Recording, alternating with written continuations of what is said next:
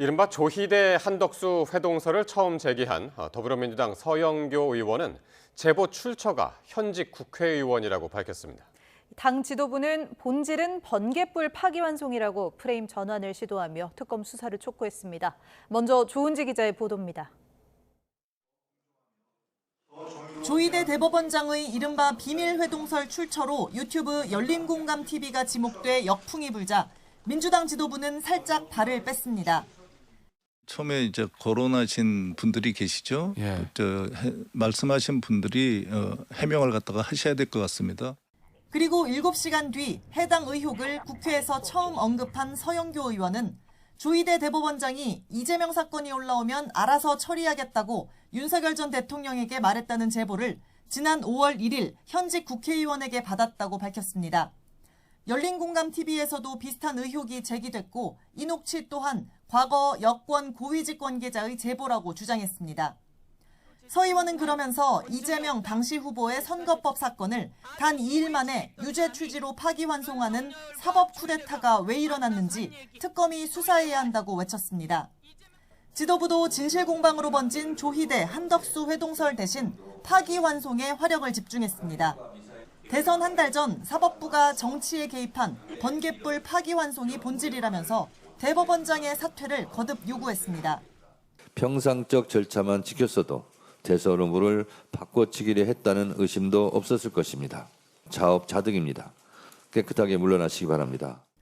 통일교를 고리로 반격에도 나섰습니다. 김건희 특검 압수수색을 통해 통일교 신도로 추정되는 국민의힘 당원 11만 명 명단이 나왔다면서 종교와 정치는 분리돼야 하는 헌법을 위반했다고 지적했습니다. 헌법상의 정교분리 원칙을 위배하는 위헌정당 해산 사유가 될 수 있다 생각합니다. 전담 재판부 설치 등을 담은 내란 특별법도 민주당 주도로 법사위 소위 심사에 착수했습니다. 이런 입법 드라이브도 대법원장 사퇴 요구도 내란 재판을 지연하지 말라는 공개적인 압박 전략이라고 민주당은 설명했습니다. YTN 조은지입니다. 국민의힘은 특검의 당원 명부 압수수색과 또 여권의 조희대 대법원장 사퇴 압박을 토대로 파상적인 대여 공세에 나서고 있습니다. 대법원장 관련 의혹을 유포한 여당 의원에 대한 고발과 국정조사는 물론 장외 집회까지 강도 높은 대응을 예고했습니다. 계속해서 이동훈 기자가 보도합니다. 국민의힘은 조희대 대법원장을 둘러싼 의혹이 허위로 드러났다며 전방위 대여 공세에 나섰습니다. 가짜뉴스를 퍼뜨린 의원들에 대해 의원직 사퇴 요구는 물론 형사 고발과 함께 국회 국정조사도 추진하겠다는 방침입니다. 국회가 진실을 밝히는 장이 아니라 거짓을 유통하는 괴담 제조 유통센터로 전락한 것입니다. 면책 특권은 거짓말 프리패스가 아닙니다. 반드시 엄벌에 처해야 합니다. 환경투쟁만이 소수 야당의 유일한 반격이 될 수 있다는 판단 아래 야당이 할 수 있는 모든 수단을 동원하는 모습입니다. 또 이번 의혹을 제기한 민주당 의원들에게 민주당이 추진하는 징벌적 손해배상을 제일 먼저 적용하라고 날을 세웠습니다. 국민 앞에 공공연하게 허위 사실을 유포한 정청래, 서영교, 부성찬, 김어준 등은 더불어민주당이 추진하는 징벌적 손해배상 제도의 제1호 적용 대상으로 막대한 손해배상 책임을 지게 해야만 할 것입니다. 김건희 특검의 당원 명부 압수수색 관련해서도 위법성을 주장하며 특검을 고발하겠다는 등 강력히 반발하고 나섰습니다. 어제의 압수수색 영장 집행이 영장의 기재 내용과 달리 위법하게 집행됐다고 확신하기 때문에 특검을 고발하겠습니다. 특검이 어떤 의미 있는 자료도 가져가지 못했다면서 주민번호와 계좌번호 등 당원들의 핵심 정보는 반드시 지킬 것이라고 강조했습니다. 또 민주당이 발의한 내란 전담 재판부 설치법이 헌법과 법치주의를 파괴하려는 것이라면서 이재명 대통령 관련 사건을 전담할 재판부부터 우선 설치하라고 역공을 가했습니다. 국민의힘은 특검 수사가 여당의 대법원장 사퇴 압박과 특검 사건 전담 재판부 설치와 연계된 야당 말살 작업의 일환으로 보고 있습니다. 특검이 국민의힘 의원들을 기소하고 법원이 유죄 판결을 내리도록 여권이 환경을 조성하고 있다는 것입니다.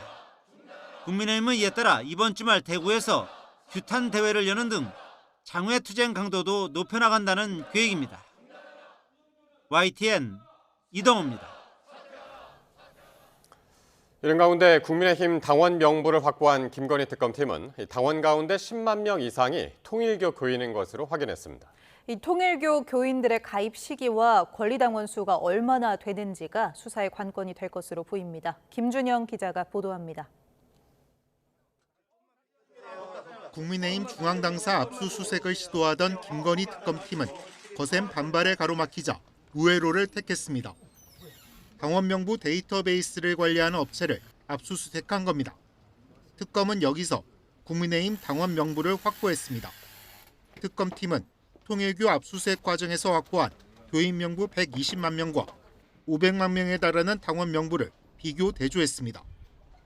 분석 결과 국민의힘 당원 가운데 10만 명 정도가 통일교인으로 추정되는 것으로 나타났습니다. 다만 이 가운데 전당대회 투표권이 있는 책임당원이 얼마나 포함됐는지는 확인되지 않았습니다. 특검팀은 통일교 교인들이 집단으로 가입했을 것으로 의심되는 재작년 3월 이전 신규 가입자가 얼마나 되는지도 확인하고 있습니다. 이 시점을 기준으로 통일교 교인이 얼마나 늘었는지를 보면 집단 가입 의혹이 사실인지 판단할 수 있을 것으로 보고 있습니다. 통일교는 국민의힘 전당대회를 앞두고 권성동 의원을 당대표로 만들기 위해 교인들을 대거 입당시켰다는 의혹을 받아왔습니다. 특검은 구속된 권성동 의원을 오는 23일 다시 불러 불법 정치자금 수수 의혹 등 관련 혐의 전반을 추가 조사할 예정입니다. YTN 김준영입니다. 더불어민주당은 특검이 국민의힘 당원 명부 압수수색에서 통일교 교인으로 추정되는 인사를 무더기 확인한 것과 관련해 정교 분리 원칙을 위배한 것이라고 밝혔습니다. 정청래 대표는 오늘 최고위원회의에서 종교와 정치는 분리된다는 헌법 조항을 거론하면서 국민의힘은 헌법 제20조 제2항을 위반했다고 말했습니다. 정 대표는 국민의힘이 통일교와 연루됐다는 것이 밝혀지면 통합진보당 사례에 비춰 10번, 100번 정당 해산을 피하지 못할 것이라며 정당 해산 사유인 명백한 민주적 기본 질서에 위배되는 행위이기 때문이라고 강조했습니다. 이재명 대통령의 지지율이 소폭 상승해서 60%를 기록했다는 여론조사 결과가 나왔습니다. 한국갤럽이 지난 16일부터 18일까지 사흘 동안 전국 만 18세 이상 1,001명에게 물은 결과 이재명 대통령이 직무 수행을 잘하고 있다는 응답은 60%였습니다. 일주일 전 조사보다 2%포인트 오른 수치입니다. 잘못하고 있다는 답변은 31%로 직전 조사보다 3%포인트 떨어졌습니다.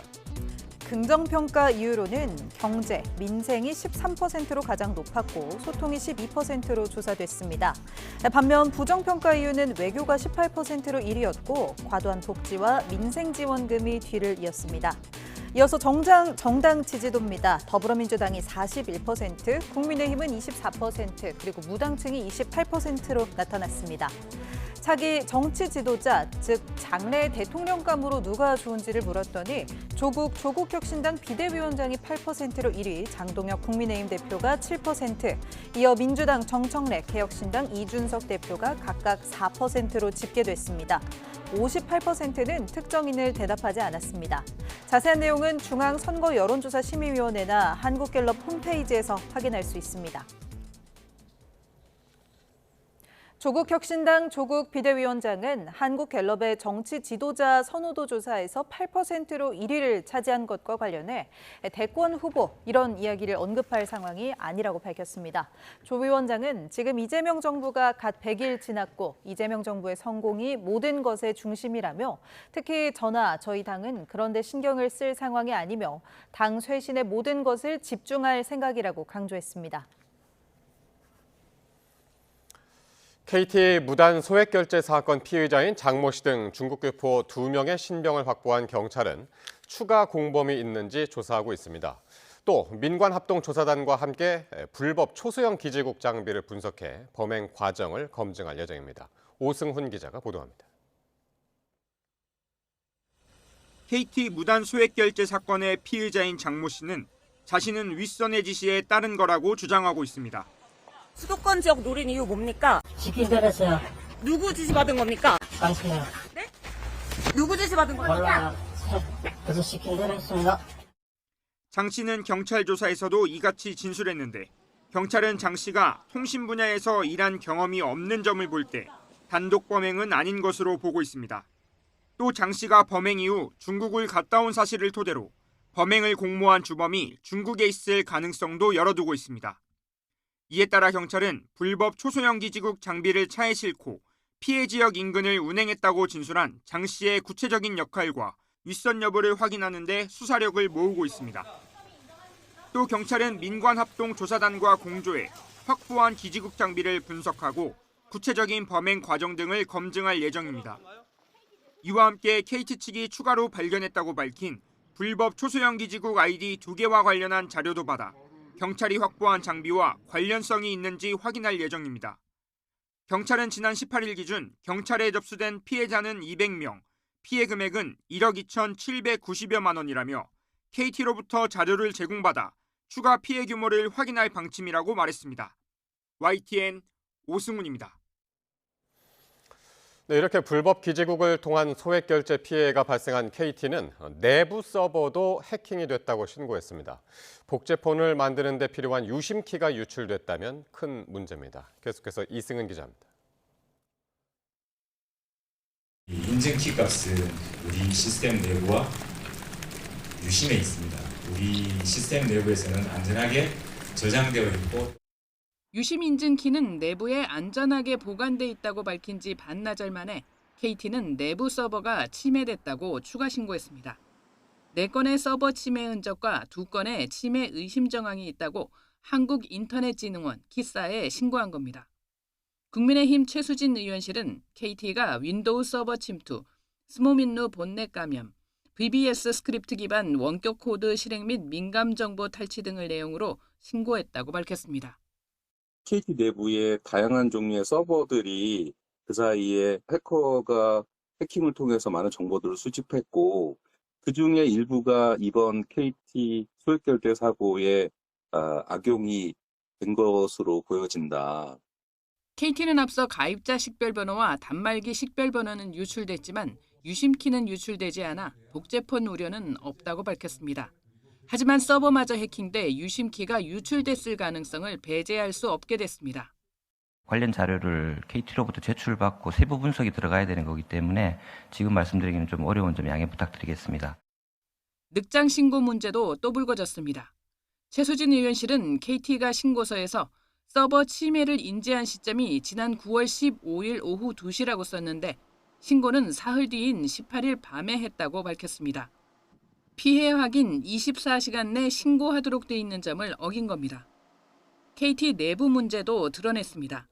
추가 신고 불과 9시간 전 열린 브리핑 참가자들이 서버 침해 사실을 몰랐습니다. 서버 점검은 저희 쪽에 그 CIS 쪽에서 별도의 진행 과제로 4개월 동안 진행되고 있는 과제였습니다. 그래서 이 상호 간의 이 연결성이 없다 보니 어제 이제 저희도 제 저녁에 같이 그 내용을 알게 되었습니다. 애초 피해 발생 불법 기지국 아이디를 가지고 피해를 조사한 KT. 합동조사단이 소액결제 고객 전체를 대상으로 조사하도록 하자 피해자가 80여 명 늘었습니다. 이마저도 6월 1일 이후부터 조사한 것이어서 대상 기간이 늘어나면 피해가 더 늘어날 가능성이 있습니다. YTN 이승은입니다. 롯데카드 해킹으로 300만 명에 가까운 고객 정보가 유출된 사건에 대해 경찰이 수사에 나섰습니다. 최근 해킹 사건이 잇따르면서 시민 불안이 커지고 있습니다. 김희영 기자의 보도입니다. 전체 회원의 3분의 1에 가까운 297만 명의 정보가 유출된 롯데카드 해킹 사건. 경찰청 국가수사본부 사이버 테러 수사대가 수사에 착수했습니다. 경찰은 보도가 잇따르며 피해가 알려진 이달 초부터 사건을 인지하고 수사하고 있다고 밝혔습니다.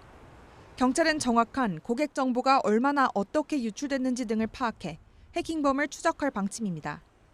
앞서 롯데카드는 미상의 해커가 롯데카드 온라인 결제 서버에 침입해 200GB의 정보가 유출됐다고 밝혔습니다. 당초 금융당국에 보고한 유출 규모의 120배 정도 되는 수준입니다. 여기에는 297만 명에 달하는 고객의 개인 신용정보가 포함되는데 이 가운데 28만 명이 넘는 고객은 카드 비밀번호와 유효기간, CBC까지 유출됐습니다. 롯데카드는 피해가 생기면 고객에게 전액 보상할 방침이라고 밝혔지만 이용자들의 불안은 여전한 상황. 최근 KT 무단 소액결제 사건도 벌어져 수사가 진행 중인 가운데 경찰이 롯데카드 해킹 사건 수사에 얼마나 속도를 낼지 관심입니다. YTN 김희영입니다. 국회 과학기술정보방송통신위원회는 오는 24일 KT 무단 소액결제 사태 등 잇따른 해킹 사고와 관련한 청문회를 열기로 했습니다. 과방위는 전체 회의를 열어 이 같은 내용의 대규모 해킹 사고 관련 청문회 계획을 의결했습니다. 채택된 증인 명단에는 김영섭 KT 대표이사, 조주아진 롯데카드 대표이사 등 6명, 참고인 명단에는 이종현 SKT 부사장과 홍관희 LG U+ 전무 등 4명이 포함됐습니다. 롯데카드가 해킹 사실을 19일간 몰랐던 데다 KT가 서버 해킹 정황을 사흘이나 늑장 신고한 것이 드러나면서 정부가 근본적인 재발 방지 대책을 마련하기로 했습니다. 류환웅 기자가 보도합니다. 무단 소액 결제 사고가 터진 KT가 서버 해킹 정황을 3일이 지나 신고한 사실이 추가로 드러나면서 여론의 질타를 받고 있습니다. 297만 명의 고객 정보가 털렸던 롯데카드 역시 19일간 해킹을 몰랐다고 해 보안 체계가 얼마나 허술했는지를 단적으로 드러냈습니다. 국민 삶과 밀접한 통신과 금융 회사들의 보안 의식에 허점이 발견되면서 정부가 경각심을 높이기로 했습니다. 아울러 기업들이 고의적으로 침해 사고 사실을 지연하여 신고하고 하거나 미신고할 경우 과태료 등 처분을 강화하고 해킹 정황을 확보한 경우에는 기업의 신고 없이도 정부가 철저히 조사할 수 있도록 제도를 개선해 나가면서도 각 회사들이 대표 책임하에 보안 실태 점검을 벌이도록 했고 보안 역량을 키우도록 투자 확대도 촉구하기로 했습니다. 사회적 파장이 커지면 그에 상응해 책임을 묻기로 하고 롯데카드의 경우 규정 위반이 발견되면 일벌백계 차원의 제재를 하기로 했습니다. 보안사고 발생 시 사회적 파장에 상응하는 엄정한 결과 책임을 질 수 있도록 징벌적 가징금 도입 방안을 신속히 추진하겠습니다. 금융회사가 상시적으로 보안관리에 신경을 쓸 수 있도록 CISO의 권한을 강화하거나 소비자 공시를 강화하는 등 다양한 대책도 강구하겠습니다. 올해 4월 해킹 사고가 발생한 SK텔레콤은 1,400억 원대 과징금과 1,000만 원대 과태료를 부과받았는데 앞으로 수위가 더 높아질 수 있음을 시사했습니다. 정부는 국가안보실을 중심으로 한 관계부처 회의를 통해 종합대책을 강구하고 있다고 밝혔습니다. YTN 유환홍입니다. 지난 2023년 신림역 살해 예고글을 인터넷에 올린 남성이 정부에 4,300여만 원을 배상해야 한다는 법원의 판결이 나왔습니다. 경찰력 투입 등으로 국민 세금이 낭비됐다며 정부가 청구한 손해배상액을 법원이 전액 인정한 겁니다. 배민혁 기자가 보도합니다. 신림동 흉기난동 불과 닷새 뒤인 2023년 7월 26일 한 온라인 커뮤니티에 신림역 2번 출구에서 20명을 살해하겠다는 협박글이 올라왔습니다. 시민 불안이 커진 가운데 경찰은 신림역 인근 순찰을 강화했는데 허위 협박글이었습니다. 이후 2년여 만에 당시 협박글 작성자가 정부에 4,370여만 원을 배상해야 한다는 법원의 판결이 나왔습니다. 서울중앙지방법원은 최 모 씨의 협박글로 다중살인 사건에 대비하느라 인적, 물적 손해를 봤다며 정부가 청구한 손해배상액을 모두 인용했습니다. 앞서 법무부는 112 신고 접수부터 검거까지 경찰 기동대와 경찰청 사이버 수사팀 등 경찰 700여 명이 투입돼 혈세가 낭비됐다며 소송을 제기했습니다. 최 씨는 앞서 허위 협박글을 올려 경찰의 업무를 방해한 혐의로 기소돼 징역 1년에 집행유예 2년이 확정됐는데 민형사상 책임을 모두 지게 된 겁니다. 그동안 흉기난동 예고나 폭발물 협박이 반복될 때마다 공권력 낭비가 심각하다는 지적이 이어졌습니다. 지난해 9월에는 경기도 성남시 야탐역에서 시민을 살해하겠다는 예고글이 올라와 경찰 특공대와 장갑차까지 동원됐습니다. 지난 3월부터는 불특정 다수의 위해를 가하겠다고 협박하는 경우 처벌하기 위한 공중협박죄가 시행됐지만 흉기난동 예고나 백화점 등에 대한 폭파 협박은 그치지 않았습니다. 이에 따라 경찰은 필요시 민사상 손해배상 청구 등 후속 조치도 적극 검토하겠다고 밝혔는데 앞으로도 비슷한 판례가 이어질지 주목됩니다. YTN 배민혁입니다. 갯벌에 고립된 노인을 홀로 구조하다 숨진 해양경찰관 고 이재석 경사 사건과 관련해 검찰 전담 수사팀이 해양경찰청을 추가로 압수수색했습니다. 사건 관계자들의 소환 조사도 예고하면서 수사에 속도를 내고 있습니다. 표정우 기자가 보도합니다. 인천해경 순직 사건 수사 전담팀이 이틀 연속 강제 수사에 나섰습니다. 앞서 이재석 경사가 소속됐던 인천해양경찰서와 영흥파출소, 그리고 해양경찰청을 동시다발적으로 압수수색했는데 바로 다음 날 오전부터 해양경찰청 본청에 대해 또다시 영장을 집행한 겁니다. 검찰은 해경청 서버 내역 확보가 마무리되지 않아 다시 압수수색을 진행했다고 설명했습니다. 수사팀은 상황보고서, 재난안전통신망 녹취록, 현장 영상과 함께 수사 선상에 오른 해경 관계자의 휴대전화도 확보한 것으로 알려졌습니다. 휴대전화 통화 기록과 문자 메시지 등을 통해 업무 지시나 직무 수행에 위법한 부분이 있었는지 들여다볼 것으로 보입니다. 수사팀은 또 해경으로부터 이번 사고와 관련한 기초조사 자료도 이미 제출 형태로 받아 살펴볼 예정입니다. 검찰은 압수자료 분석을 토대로 해경 관계자들을 차례로 소환해 사고 경위와 대응의 적정성, 규정 준수 여부 등을 확인할 방침입니다. 이런 가운데 사고 사흘 뒤인 지난 14일 해경이 갯벌에서 휴대전화 2대를 확보한 사실도 확인됐습니다. 이 경사의 것인지 확인하기 위해 국과수에 감정을 의뢰했는데 심하게 훼손돼 포렌식 작업에 시간이 걸릴 전망입니다. YTN 표정우입니다. 제17호부터 19호까지 먼 남해에 3개의 태풍이 한꺼번에 발생했습니다. 모두 우리나라에 직접 상륙하지는 않지만 수증기를 공급해 가을 호우를 일으킬 가능성이 있습니다. 김진두 기자가 보도합니다. 먼 남해에 3개의 소용돌이 구름이 보입니다. 17호부터 19호까지 3개의 태풍이 동시에 발생한 것입니다. 이 태풍들은 다행히 우리나라로 북상하지는 않을 전망입니다. 17호 미탁과 18호 라가사는 중국 홍콩 부근으로 향할 것으로 보입니다. 19호 태풍 너구리는 일본 먼 남동 해상으로 진출하겠습니다. 하지만 태풍이 간접 영향을 줄 가능성은 남아있습니다. 17호와 18호 태풍이 남긴 수증기가 우리나라로 공급되며 비구름이 강화할 것으로 보입니다. 우선 밤사이 전국에 20에서 60mm, 많은 곳은 100mm가 넘는 폭우가 내리는 것이 첫 번째입니다. 비구름은 토요일 새벽부터 오전 사이에 더 강해지겠고 특히 충남권과 전북은 시간당 30에서 50mm의 매우 강한 비가 내리겠습니다. 다음 주 중반에는 강하게 발달하는 18호 태풍이 수증기를 공급하며 가을 호우가 쏟아질 수도 있습니다. 기상청은 극한호우로 내릴 가능성도 있는 만큼 철저한 주의가 필요하다고 밝혔습니다. YTN 김진두입니다.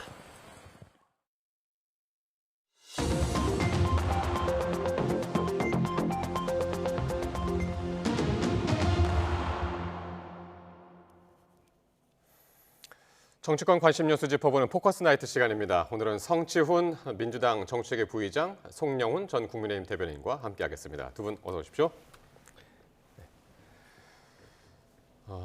넥타이 색깔이 너무 비슷하네요, 저희. 무늬도 비슷한 것 같습니다. 예, 서로 짠 거 아닙니다. 자, 오늘도 이른바 조희대 한덕수 회동설이 정치권을 뜨겁게 달궜습니다. 하지만 분위기는 조금씩 바뀌는 게 느껴지는데요. 먼저 민주당 정청래 대표와 또 김병기 원내대표의 발언부터 들어보시겠습니다. 내부의 비판과 국민적 불신은 다 조희대 대법원장이 초래한 자업자득입니다. 본인이 자초한 일이니 본인이 결자 해지하시기 바랍니다. 깨끗하게 물러나시기 바랍니다. 처음에 이제 거론하신 분들이 계시죠. 말씀하신 분들이 해명을 갖다가 하셔야 될 것 같습니다. 그러니까 어떤 경위로 해서 이걸 했고, 그러니까 지금 조희대 대법원장을 비롯한 그 당사자들이 좀 일제 부인하고 나선 거 아니겠습니까? 예, 정청래 대표, 김병기 원내대표 발언 들으셨는데 모르겠습니다. 메시지가 좀 다른 것처럼 느껴지는데요. 그런가요? 저는 두 분 다 이제 결자 해지를 말씀하신 걸로 보여졌고요. 예. 근데 주어가 다른 거겠죠. 그러니까 정청래 대표가 말하고 있는 거는 민주당에서 지금 계속해서 지적하고 있는 이 사법부의 신뢰 실추, 이거에 대한 조희대 대법원장의 책임 있는 자세가 필요하다라는 그 차원에서 말씀을 하신 걸로 보여지고요. 예. 그러니까 김병기 원내대표 같은 경우는 지금 조희대 대법원장이 이른바 그 4인 회동설과 관련돼서 이것이 과연 그 4명이 다 부인하고 있는 상황이기 때문에 최초의 문제 제기를 했던 민주당 의원으로 하여금 예. 뭔가 그 결자 해제해야 된다. 문제 제기를 먼저 했던 사람이 지금 국민적 의혹이 아니라고 하는데 추가적인 정보나 제공이 그 근거가 있어야 되는 것 아니야라는 지금 단계까지 와 있기 때문에 예. 그러면 처음에 문제 제기한 분께서 그런 추가적인 근거를 좀 제시하라라는 차원에서 말씀하신 걸로 보여집니다. 예. 그러니까 지금 정청래 대표는 조희대 대법원장이 결자 해지를 해야 한다라고 주장을 했고, 조금 전에 이제 김병기 원내대표는 그 아침 회의가 아니라 이제 아침 방송에 나와서 그런 얘기를 한 거였죠. 서로 다른 얘기였는데 어쨌든 민주당 오늘 최고위원 회의에서는 조희대 한덕수 회동설과 관련한 그 어떤 최고위원도 추가 공개 발언을 하지는 않았습니다. 하지만 정청래 대표가 자초라고 하는 단어를 사용하면서 여전히 조희대 대법원장에 대해서 물러나라고 하고 있지 않습니까? 그런데 공당으로서의 어떤 최소한 책임의식조차 없는 발언이다, 이렇게 평가합니다. 지금 민주당은 아니면 말고식의 정치를 넘어서서 이제는 아니어도 고하는 정치를 하고 있는 거예요. 지금 그 서영교 의원, 부승찬 의원 등등이 제기했던 의혹에 대해서 무슨 근거가 있습니까? 현재까지 구체적으로 뒷받침될 만한 어떤 근거라고 할 만한 것이 나오지 않았죠. 그리고 조희대 대법원장이 무엇을 자초했습니까? 한덕수 전 총리를 만났습니까? 정상명 전 총장을 만났습니까? 또 김충식이라고 하는 사람을 만났습니까? 그러면은 결국 정청래 대표가 표현하는 저 자초라고 하는 것은 아마도 대법원 전원합의체 판결, 그 이재명 대통령에 대한 공직선거법 위반 파기환송 판결을 의미하는 것 같은데, 그 자초라는 표현 자체가 지금 민주당의 조희대 대법원장에 대한 사퇴 공세는 결국은 불리한 판결에 대한 정치 보복이다라는 것을 스스로 보여주는 겁니다. 이런 것이 바로 민주당에 대한 국민적 불신을 초래하는 일이기 때문에 사퇴해야 될 분은 저는 정청래 대표 본인이 아닐까, 이렇게 생각합니다. 그러니까 제가 왜 자꾸 이런 얘기를 반복하냐면은, 그러니까 조희대 그 한덕수 회동설 이 부분에 대한 이제 공세가 상당히 이제 늦춰진 것 같다, 그런 느낌 때문이거든요. 이제 오늘 박수현 대변인도 조희대 회동설은 본질이 아니다. 그래서 당이 이 사안이 진실 공방으로 흐르는데 크게 대응할 생각이 없다, 이런 이야기를 했잖아요. 그렇죠. 제가 아까 말씀드린 것처럼 당에서 지금 조희대 사법부를 비판하고 있는 그 가장 큰 원인 중에 하나는 일단 직위원 부장판 사건이 있겠고요. 올 초에 윤석열 전 대통령을 구속 취소를 인용해주는 과정에 있어서 그 수십 년 동안 지켜져 왔던 날로 계산했던 것을 시간으로 계산하는 그 잘못된 적용에 대해서 왜 사법부는 그에 대한 반성이나 조치나 없느냐라는 걸 계속 비판하고 있는 것이고요. 그리고 민주당에서 추진하고 있는 검찰 개혁을 넘어서 이제 사법 개혁과 관련돼서도 예를 들면 대법관 증언이라든지 등등의 문제에 대해서 소극적인 태도를 보이면서 스스로 실추되어 있는 신뢰를 회복하기 위한 자정 노력을 보여주지 않고 있는 조희대 사법부에 대해서 계속해서 비판하고 있는 것인데, 말씀하신 이 회동설이 여기에 섞여버리면 지금 회동설은 제가 아까 말씀드린 것처럼 지금 아직 그 결정적 근거나 이런 것들을 제공을 못하고 있는 상황이거든요. 그럼 국민들께서 전체적인 이 조희대 대법원 장을 비롯한 사법부에 대한 비판을 이 신뢰를 실추시킬 수 있어요. 그렇기 때문에 지금 지도부에서는 우리가 원래 하던 비판을 비판대로 하기 위해서는 이 조희대 회동설과는 좀 거리를 둬야 된다라는 판단을 한 것으로 좀 보고 있습니다. 그러니까 달을 지적을 했는데 어쨌든 이제 손가락을 보고서 이제 이야기를 한다. 민주당의 입장에서는 이제 그렇게 느끼시는 것 같고, 어쨌든 김병기 원내대표는 조금 전에 들으신 것처럼 회동 의혹을 처음 거론하신 분들이 해명을 해야 할 것 같다라고 이야기했는데, 이건 누굴 향해서 한 이야기일까요, 그럼? 뭐 1차적으로는 서영교 의원이나 또 대정부 질문에서 이 문제를 점화시킨 부승찬 의원이나 이런 분들을 의미하는 것으로 보여지는데, 저는 김병기 원내대표가 저렇게 하는 것도 일종의 비겁한 꼬리 자르기라고 생각합니다. 왜냐하면 5월 달에 서영교 의원이 저 의혹을 국회에서 제기한 다음에 4개월여가 지나도록 어떠한 추가적인 근거도 없이 다시 한번 국회에서 제기한 것이지 않습니까? 그리고 그것을요, 민주당의 몇몇 개별 국회의원들만 제기한 것이 아니라 방금 전에 저희가 본 것처럼 정청래 대표까지 그것을 기화로 조희대 대법원장에 대한 부당한 사퇴 공세를 하고 있습니다. 우리나라는 1993년에 문민정부, 그러니까 김영삼 정부가 출범한 이래로 김영삼 대통령이 임명한 대법원장부터는 헌법과 법률이 보장한 임기를 채우지 않은 대법원장이 단 한 명도 없습니다. 그럼에도 불구하고 저런 공세를 가짜뉴스를 근거로 하고 있는 것이거든요. 그러면은 그것을 일종의 행동대장처럼 국회에서 제기한 개별 국회의원에게 책임을 돌릴 것이 아니라 예. 저것은 공당인 민주당이 당 대표와 원내대표 차원에서 국민들께 정식으로 사과해야 될 일입니다. 그리고 우리는 헌법과 법률이 보장한 대법원장 임기에 대해서 일절 더 이상 관여하지 않겠다라고 하는 것을 국민 앞에 천명해야 되는 것이죠. 그렇지 않고 의혹을 처음 제기하신 분들이 해명하라라고 하는 것은 그야말로 비겁한 책임 회피다. 이렇게 평가하지 않을 도리가 없습니다. 예, 많은 분들이 이제 서영교 의원하고 부승찬 의원한테 한 이야기가 아닌가 그렇게 이야기를 하고 있었는데 지난 5월에 법사위에서 이제 회동설을 주장한 서영교 의원이요. 이 녹취가 처음으로 등장했던 유튜브 열린공감TV에 물어보라 이렇게 이야기를 했습니다. 그러면 서 의원하고 열린공감TV가 어떻게 이야기를 했는지 차례로 한번 들어보시겠습니다. 의원총회라고 나오는데 우리 국회의원 중에 한 명이 저에게 다가옵니다. 내가 1년 전에 저런 이야기를 들었는데 저게 저럴 줄은 제가 이제 알았어요. 어떡하죠? 이렇게 된 거예요. 그럼 그 의원에게 그 말을 해준 사람은 누구예요? 그 말 해준 사람이 이제 아주 전 정권들의 고위직이죠. 토요일 날 하는 교국재단 썰전은 100% 의혹적입니다. 네, 썰이니까요. 예, 네. 그러니까 그래서 썰전이에요. 네. 그러니까 팩트로 확인하기가 매우 어려운 것들. 네. 예를 들어서 정상명, 한덕수, 조희대, 김충식 4명이 한 음식점에서 만났다라는 누군가의 이야기는 그 누군가의 주장이잖아요. 저희는 이게 보도가 아닙니다. 네. 일단 서영교 의원은 전날 김어준 씨의 유튜브 프로그램에 출연해서 이제 한 말인데 오늘 SNS에도 같은 이야기를 썼습니다. 서 의원한테 이른바 그 회동 이야기를 한 사람은 현역 국회의원이고 그 의원한테 말을 전한 사람은 전 정권의 고위직이다. 일단 그 제보도 좀 몇 단계를 거친 것 같습니다. 그렇죠. 그렇기 때문에 저는 서영교 의원이 만약에 이 의혹 제기를 하기 위해서는 방금 그 의원께서 말씀하신 그 의원에 대한 재차 확인 그리고 전 그 정부의 그 고위직 인사가 누구인지 명확하게 체크를 하고 그 정도의 체크를 반복적으로 중복 체크를 하고 나서 의혹 제기를 해야 된다고 보거든요. 왜냐하면은 저는 국회의원들의 의무 중 하나가 국민들 일부가 갖고 있는 의혹 같은 것들을 풀어주는 것도 역할이라고 생각하거든요. 다만 국회의원이 갖고 있는 권한과 정보력을 활용해서 더 많은 정보를 수집하고 크로스 체크를 하고 이거 정말 진실에 가까운 것인지 정말 의혹 제기를 국회 회의장에서 할 만한 것인지를 판단한 이후에 해야 되는 것이거든요.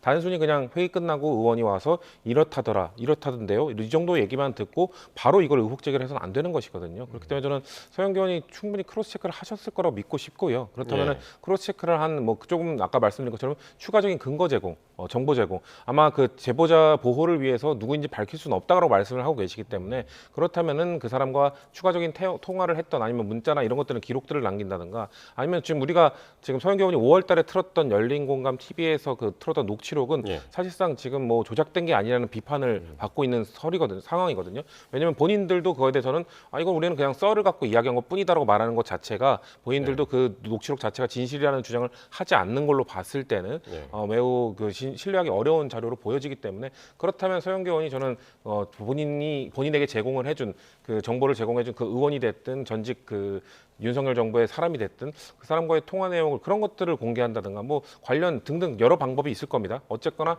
신뢰를 회복해야 되는 거는 신뢰를 좀 주기 위한 역할은 저는 서영교 의원에게 본인에게 달려 있다고 생각합니다. 그러니까 본인이 직접 듣지 않은 거였고 제보를 통한 거였다고 했는데 그런데 그 제보도 AI 음성이었다. 이제 그런 의혹이 이제 제기된 상황에서 지금 이 상황까지 이제 흘러왔는데 국민의힘에서는 바로 그 소스가 오염됐다. 그 부분을 지금 강조하고 있는 거잖아요. 그렇습니다. 그리고 우리가 주목해서 봐야 될 부분은 서영교 의원이 계속 꼴대로 옮기고 있다는 것이죠. 그러니까 처음에는 저 열린공감TV라고 하는 유튜브 매체가 제시한 음성을 가지고 국회에서 의혹 제기를 했습니다. 그런데 그 음성은 영상 맨 앞부분에 보면 AI로 만들어진 것이고 특정인이 녹음한 것이 아니라고 작은 글씨로 노란색으로 적혀 있습니다. 그리고 그뿐만이 아니고 그 내용 자체를 보면요. 일단 공당이 최소한의 검증만 수행해서도 믿을 수가 없는 거예요. 시점조차 4월 7일, 4월 10일 또는 4월 15일이라고 투망식으로 던지고 있는데 그중에서 가장 빠른 날짜가 4월 7일 아닙니까? 그러면서 그 영상에서 말하는 조희대 대법원장이 했다고 주장되는 말은 사건이 대법원에 올라오면 내가 알아서 처리하겠다라는 거였어요. 그런데 4월 7일에는요. 이미 이재명 당시 민주당 대표의 선거법 사건은 대법원에 올라와 있었습니다. 3월 28일에 올라와서요. 올라온 지 열흘이나 됐었어요. 그런데 그런가요? 대법원장이 어떻게 그때 올라오면이라고 얘기를 합니까? 올라왔으니까 내가 알아서 하겠다고 하면 몰라도요. 3월 28일 날 이미 대법원에 그 접수가 돼 있었다. 3월 26일에 2심 판결이 나오고 다음 날 검찰이 상고를 하고 그 다음 날 대법원이 고등법원이 예규에 따라서 대법원에 사건을 바로 보냅니다. 다 언론에 대대적으로 보도가 돼서 그때 우리 국민들 다 알고 계신 사실이었어요. 더더군다나 일반인도 아니고 대법원장이 그런 것을 실수를 할 수가 있습니까? 그러니까 공당이 최소한의 검증만 했어도 이런 것을 믿을 수가 없는 거예요. 그런데 다 논파당하니까 이제는 뭐라고 합니까? 어느 국회의원이나 고위직이 나한테 말해줬다. 그 근거를 서영교 의원이 제시하지 못하면 아마 수사를 받아야 될 대상은 조일대 대법원장이 아니라 서영교 의원 본인이 될 겁니다. 어쨌든 5월 1일에 대법원이 이제 파기환송을 했고 그리고 5월 10일 열림공감TV가 그 방송을 합니다. 문제 보도를 하는데 근데 열림공감TV는 조금 전에 이제 들으셨었습니다만은 팩트로 확인하기 어려운 그냥 썰이다. 그 방송 자체가 원래 그랬고 그리고 우리는 보도가 아니다라고 이야기를 했는데 사실 확인이 안 됐다는 이야기죠. 그렇죠. 근데 보도가 아니라고 말한다고 해서 저는 괜찮은 것인가? 사실상 이 녹취를 만들므로 인해서 뭔가 보도인 것처럼 지금 가장을 하고 있잖아요. 그러니까 사실 그거 사람들이 전부 다 그 내 방송을 풀로만 볼 수 있는 게 아니잖아요. 그러니까 캡처를 해서 아니면 중간중간 부분부적으로만 접할 수 있는 사람들은 정말 그냥 하나의 보도, 하나의 녹취로 그냥 받아들일 수 있는 거기 때문에 이것을 그냥 너무 무책임한 태도 아닌가? 본인들이 유튜브에 하나의 TV라고 하면서 언론사임을 자처하면서 뭔가 방송을 하고 있는데 본인들이 만들어낸 자료가 이거는 그냥 가상의 자료다라는 식으로 얘기를 해버리면은 그리고 방송 시작할 때 그 워닝 표시가 나온다고 합니다. 경고하면서 여기에 나온 것들은 뭐 사실이 아니다라고 한다고 하더라도 이게 법적 책임을 피할 수 있는 부분인가? 저는 법을 아무리 그렇게 한다 하더라도 이렇게 사회적 혼란을 주는 발언들을 그 기사를 생산할 수 있는 이런 소스를 제공하는 거는 좀 매우 부적절하다고 보고 있습니다. 그러니까 그때 당시에 5월 10일 그때 방송을 직접 못 봐서 이후에라도 보셨습니까? 그 방송을? 그 유튜브에 영상이 올라 있길래 제가 한번 재생을 해보고 앞부분에 그 작은 노란색 글씨로 AI로 만들어진 음성이고 특정 인물이 녹음한 것이 아니다라는 문구가 있는 것은 제가 직접 확인을 했습니다. 아마 서영교 의원도 그런 부분은 충분히 확인해 볼 수 있었을 것으로 생각됩니다.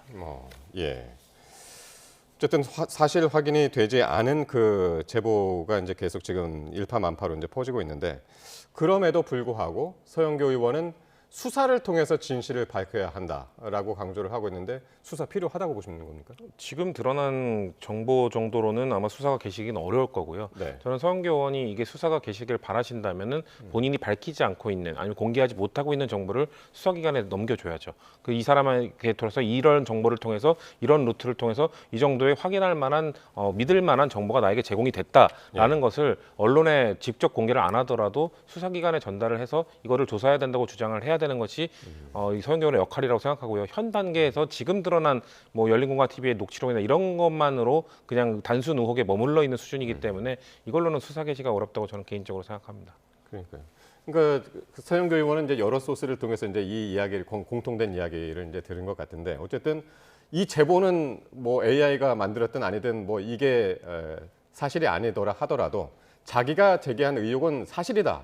지금 그걸 이제 확신하고 있는 거잖아요. 그렇게 주장을 하고 있는데 저는 서영교 의원이 저렇게 되면 법적 책임을 져야 될 가능성이 상당히 발생할 수 있을 걸로 봅니다. 왜냐하면은 김어준 씨 유튜브에 나가서 이야기를 한다든가 또는 본인의 페이스북에 어떤 글을 올리거나 하는 것들은 국회 밖에서 행위잖아요. 그러면 그런 것들은 면책특권이 적용되지 않습니다. 그리고 그 각각의 행위 시점들이 조일대 대법원장의 입장문을 통해서 명백하게 아니라고 부인한 뒤의 일입니다. 그렇다면은 그때부터는 적어도 사실이 아니라고 하는 것을 인식할 수 있었다고도 보여지고 그럼에도 불구하고 사실이 아니어도 그만이라는 어떤 미필적인 고의를 갖고 행동한 것으로 평가할 수도 있어요. 그러면은 서영교 의원에 대해서 이쯤 되면 오히려 수사가 필요하지 않을까 하는 생각이 들고 하나만 짧게 덧붙이면 이재명 대통령이 지난주 목요일 취임 100일 기자회견에서 한 말이 있습니다. 언론 말고 무슨 유튜브 하면서 일부러 가짜뉴스 해놓고 그게 막 관심 끈 다음에 슈퍼챗 받고 조회수 막 올리면서 돈 버는 애들 있지 않느냐 이렇게 이야기를 하면서 그거를 가만 놔둬야 되나 라고 징벌적 손해배상의 필요성을 강조를 했죠. 저는 이런 부분이 유튜브뿐만 아니라 사실은 면책특권 뒤에서 허위사실을 말하는 국회의원들에게도 앞으로 적용될 필요가 있지 않나 하는 생각을 해봅니다. 그래서 이제 국민의힘이 오늘 징벌적 손해배상 1호는 민주당에 둬야 한다. 그렇게 이야기를 했고 서영교 부승찬 의원에 대해서는 고발한다고 이제 그래서 앞으로 진행되는 이제 수사 상황, 뭐 이런 진행 상황 여러 가지를 한번 같이 지켜보도록 하겠습니다.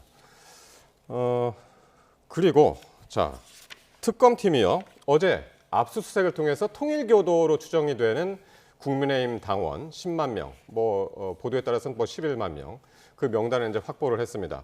국민의힘 당원하고 통일교인 그 명단을 대조해서 나온 결과라는 거죠? 예, 그렇게 알고 있습니다. 그러니까 이것을 그냥 단순히 통일교의 명단을 확보해서 그냥 비교만 해본 게 아니라 특검이 들어간 이유가 있지 않습니까? 왜냐하면 통일교 내부 관계자들끼리 주고받은 문자나 이런 데에서 그 진성당원, 그러니까 당원을 가입시켜야 된다. 그리고 그 전당대회에 참여하기 위해서는 권리당원이 돼야 되고 뭐 이런 내용들을 주고받은 내용들이 문자로 확인이 됐기 때문에 그렇다면 정말 조직적으로 가입한 것이 있는지 확인해보러 지금 들어간 거잖아요. 그런데 11만 명 정도가 나왔다. 지금 국민의힘 측에서는 뭐 숫자를 갖고 뭐 통계적으로 충분히 나올 수 있는 수치다 뭐 이런 주장들을 하고 계신데 통일교인 중에 당연히 국민의힘 당원이 있을 수 있죠. 그건 전혀 숫자는 이 본질과 전혀 동떨어진 이야기고요. 그 중에 그 사람들이 정말 자발적으로 가입한 것이 아니라 조직적으로 교단에서 뭔가 명령을 내려서 조직적으로 몇몇 명, 몇천 명이 가입을 했다면 그게 엄청나게 큰 문제가 되는 것이거든요. 그렇기 때문에 지금 일단 명단을 확보했습니다만 여기서 끝나는 것이 아니라 그 사람들이 가입 시기 여부에 따라서 아마 특검이 들여다보고 있는 의혹이 정말 사실인지 아닌지가 가려질 것으로 예측이 됩니다. 그러니까요. 이른바 압수수색을 통해서 확인되었다고 하는 그 통일교인의 숫자, 국민의힘 당원 중에서요. 그 숫자가 뭐 10만 명이든 11만 명이든 우리 언론이 일제히 그 부분을 헤드라인으로 뽑으면서 마치 국민의힘이 통일교와 깊이 결탁되어 있는 정당인 것처럼 묘사되는 것, 저는 이것은 대단히 앞서 나가고 부당한 부분마저 있다고 생각을 합니다. 왜냐하면은 중앙선관위가요 매년 정당의 활동 개황 및 회계 보고라고 하는 공식 문서를 발간합니다. 거기에 보면요 각 정당 당원들의 당원 숫자 통계가 있어요. 국민의힘은 2023년 말 기준으로 당원 숫자가 444만 9천 명이고 민주당은 512만 9천 명이나 됩니다. 그리고 전체적으로 정당들의 당원 수를 합하면은 1,000만 명이 훌쩍 넘어가요. 우리나라 인구의 21.8%가 당원이고요. 25.3%의 유권자가 당적을 가지고 있습니다. 그러면은 우리 국민 유권자 중에 4명 중에 1명은 어느 당에든 소속되어 있는 거예요. 그러면 통일교인이라고 하는 사람들의 명부를 120만 명을 가지고 와서 대조를 하면 저 정도 숫자가 나오는 것이 불가능하거나 부자연스러운 일은 아닙니다. 444만 9천 명 중에 10만 명이면요 한 2.25% 정도 되거든요. 그런데 우리나라 인구 5,332만 명 중에 통일교인 120만 명이면 한 2.34% 돼요. 큰 차이가 안 납니다. 그래서 중요한 것은 저 사람들 중에서 그러면은 당비를 내서 전당대회 투표권 행사하는 책임당원이 정말 몇 명이나 있었는가? 그리고 일시에 한꺼번에 가입한 정황이 있는가? 그리고 석 달만 당비를 내서 책임당원으로 전당대회 투표를 하고 그 뒤에는 당비를 끊었는가? 이런 부분들이 정확하게 확인이 돼서 그 숫자를 가지고 우리가 논해야 되는 겁니다. 그런 건 아직 나오지도 않았는데 모든 언론에서 10만 명, 11만 명을 이야기하면서 국민의힘에 대해서 지금 부정적인 인식이 형성될 위험에 처해 있는 상황, 이런 것을 대단히 좀 문제가 있다라는 말씀을 드리지 않을 수가 없습니다. 그러니까 송원석 원내대표도 이게 통계적으로 전체 당원 그러니까 전체 통일교인 120만 명 중에 10만 명이나 11만 명이 국민의힘 당원일 가능성은 상당히 개연성이 있다. 통계적으로 그렇다라고 이제 주장을 하는 거잖아요. 전 개인적으로 그 주장은 잘못된 주장이라고 생각을 하고요. 그걸 무작위로 했을 때, 무작위 그냥 한 120만 명을 축출했을 때는 당연히 그런 결과가 나올 수 있는데 단순 비교를 해서. 근데 여기엔 특정 변수가 들어간 겁니다. 통일교인이라는 종교를 통일교로 하고 있다는 사람은 변수가 들어간 것이기 때문에 단순 통계학적으로 비교하기 어렵거든요. 변수가 하나 추가됐으면 확률은 떨어져야 됩니다. 그러니까 더 적은 숫자가 나와야 되는 거지 500만 명 대 120만 명이니까 이 정도 수치가 나올 수 있다. 이거는 정말 무작위로 했을 때만 그 비교할 만한 수치인 거지 변수가 추가됐을 때는 말하기가 어려운 부분이기 때문에 저는 이 그 대표께서 잘못된 그 주장을 하고 계시다고 생각하고 근데 그럼에도 불구하고 아까 말씀드린 것처럼 숫자는 아무 의미가 없습니다. 대변인께서 말씀하신 것처럼 결국 이 명단을 보고 여기서 정말 특정 시기에 가입이 많아졌던가 그런 것들이 있다면 문제가 되는 것이기 때문에 저는 이건 책임을 특검에게 얘기할 것이 아니라 국민의힘이 명단 제공을 또 훨씬 더 빨리 해가지고 지금 3차 만에 된 거 아닙니까? 빨리 해서 그 대조를 하고 정말 특정 시기에 가입된지 안 됐는지를 확인할 수 있도록 해줬다면은 지금 국민의힘이 받고 있는 의혹을 빨리 털어내거나 아니면 확인내거나 할 수 있었던 것이거든요. 그 책임은 저는 국민의힘에도 있다고 말씀드리고 싶습니다. 그 특정 시기라는 것은 언젠가요? 그러니까 지난 그 전당대회 2023년에 있었던 38 전당대회를 의미하는 것으로 보입니다. 김기현 그렇죠. 당대표가 되던 그 시기. 그렇죠. 그래서 제가 앞서도 2023년 말 기준의 통계를 말씀드린 겁니다. 그리고 이 시기에 참 하기 어려운 얘기입니다만 사실 우리 정당들의 현 주소 그리고 민낯을 알면은 이 문제가 사실 결코 간단하지는 않다라는 말씀을 좀 드리고 넘어가야 될 것 같습니다.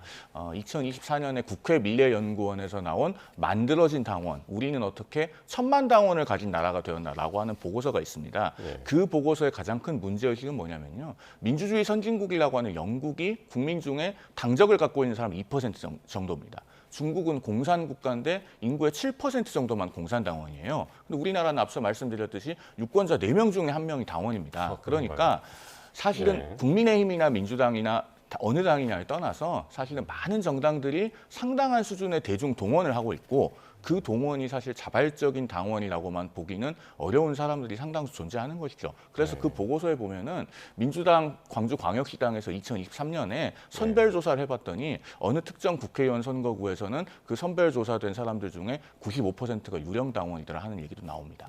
그렇기 때문에 특정 종교를 가진 사람들이 많이 나왔다고 해서 그걸 가지고 결탁되어 있다 이렇게 단정할 수가 없는 거예요. 입당 원서에는 원래 종교를 쓰는 난이 없습니다. 국민의힘도 없고 민주당도 없습니다. 저희가 가려내고 싶어도 선제적으로 가려내기가 쉽지 않고 다만 특검의 수사 결과 조직적으로 입당을 해서 어떤 정당의 의사결정을 왜곡하려는 시도가 있었다라고 하면 그거야말로 정당의 건강성을 위해서 국민의힘이 선제적으로 그때는 단호하게 끊어내야 될 일이다라는 말씀까지 아울러 드리겠습니다. 그렇군요. 그러니까 지금 말씀하신 대로 특정 시기, 그러니까 2023년 전당대회를 앞두고 그 주위에서 이제 얼마나 많은 통일교인들이 입당을 했는지 또 투표를 하려면 이제 권리당원이 돼야 되니까요. 권리당원 수는 그 중에서 한 얼마인지 그거를 확인하는 작업 그것이 앞으로 이제 계속 되겠네요.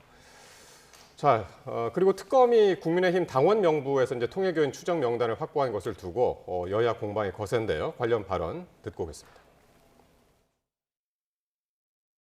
어제의 압수수색 영장 집행이 영장의 기재 내용과 달리 위법하게 집행됐다고 확신하기 때문에 특검을 고발하겠습니다.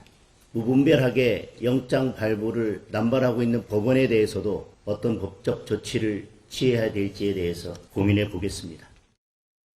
국민의힘 당원 명부 압수수색에 대해서 저희 민주당은 이 사안을 매우 심각한 사안으로 보고 있습니다.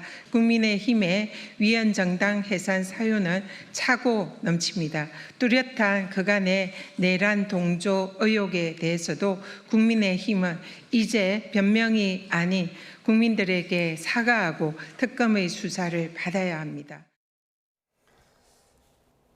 자, 먼저 장동혁 대표요.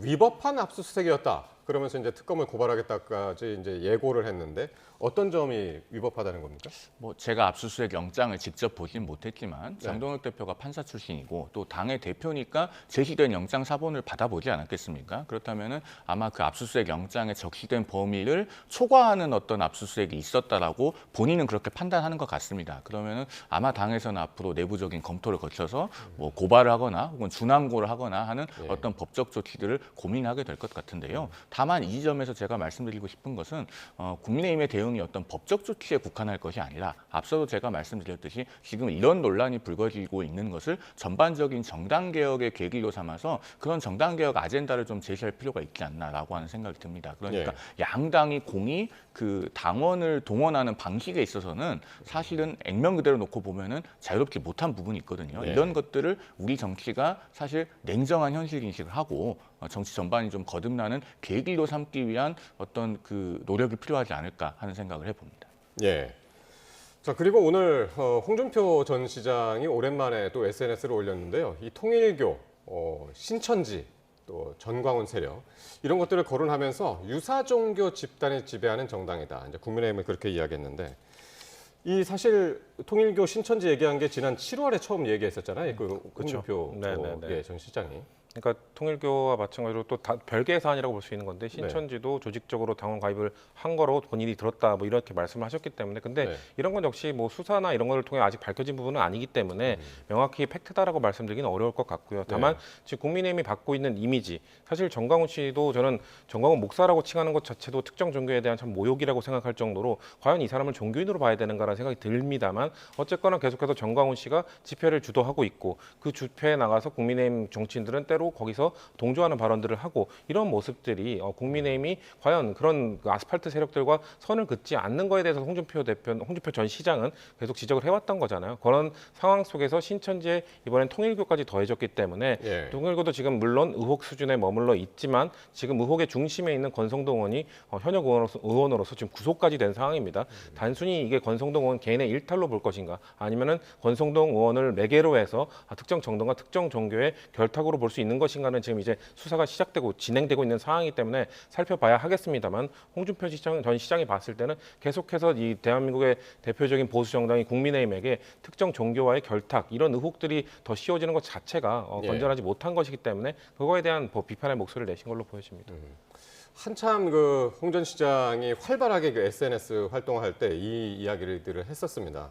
많이들 기억을 하실 텐데 통일교 그때 이제 2022년 8월에 신천지의 교주 이만희 씨를 만났다면서 이만희 씨가 지난 대선 때 뭐 신도 10만여 명을 가입시켜서 윤 전 대통령 그 당시 이제 윤 후보를 도왔다 이제 이런 얘기를 들었다고 이제 그때 당시에 이제 이야기를 했었잖아요. 오늘 그래서 그때도 그랬고 신천지 10만 명 이렇게 기재를 했었거든요. 저는 홍준표 전 시장은요. 이런 부분에 대해서 자기 반성과 진솔한 사과가 먼저 필요하다고 생각합니다. 저런 것들을 사실이라고 생각한다면요. 왜냐하면 2022년 2월로 시계를 거꾸로 가보면 당시에 민주당에서도 신천지 경선 개입설이 나왔고 그것에 관해서 청년의 꿈이라고 하는 그 본인 SNS에서 질문을 받으니까 홍준표 전 시장이 그런 것이 있었다는 취지의 답을 합니다. 그래서 기사화가 됐었어요. 그런데 본인이 대구시장이 되고 나니까 이만희 교주를 만났잖아요. 그럼 왜 만났습니까? 도대체 본인은 그 이만희 교주로부터 뭔가 힘을 빌려보겠다는 생각이 전혀 없이 만난 것인가? 라고 하는 의문을 제기하지 않을 수 없고 실제로 그 후에 신천지는 대구 스타디움에서 10만 명을 동원해서 집회를 여는데 그 장소를 대구시가 내줍니다. 그리고 또 홍준표 전 시장이 대구시장으로 재직하고 있을 때 전임 시장이 제기해놓은 신천지에 대한 코로나 관련 손해배상 청구 소송이 매우 무리한 소송이었다고 대구 MBC와의 인터뷰에서 본인이 인정하기도 해요. 그런 것들에 비추어 보면은 홍 전 시장이 저런 말을 계제는 아니다라고 하는 생각이 듭니다. 민주당은 정당 해산을 다시 꺼내들었습니다. 이번에 만약 정말 통일교와의 커넥션이 밝혀지게 된다면은 헌법 20조 2항에 있는 정치와 종교의 분리 이거를 완전 반헌법적으로 어긴 행위가 되는 거잖아요. 단순히 그냥 통일교 사람들을 조직적으로 가입시킨 것뿐만 아니라 지금 통일교와 국민의힘이 받고 있는 의혹은 통일교가 그렇게 권성동 의원에게 돈을 전달하고 조직적으로 당원을 가입시키고 이 대가로서 통일교가 원하던 수건 사업들을 이루기 위해서 뭐 언론사의 인수라든지 아니면 뭐 특정 나라의 ODA 사업이라든지 등등의 이런 수건 사업들을 해결하기 위한 창구로 한 정당을 활용하려고 했다라는 게 지금 밝혀지는 거니까 만약에 이것이 사실로 밝혀지고 특검 수사에 의해서 정말 단순히 의혹이 아닌 진실로 밝혀지게 된다면 충분히 반헌법적인 행위를 정당이 나서서 한 것이기 때문에 해산 사유가 된다고 주장을 하고 있는 것이죠. 그래서 이제 국민의힘은 오는 일요일날 동대구역으로 다 소집을 한다고요?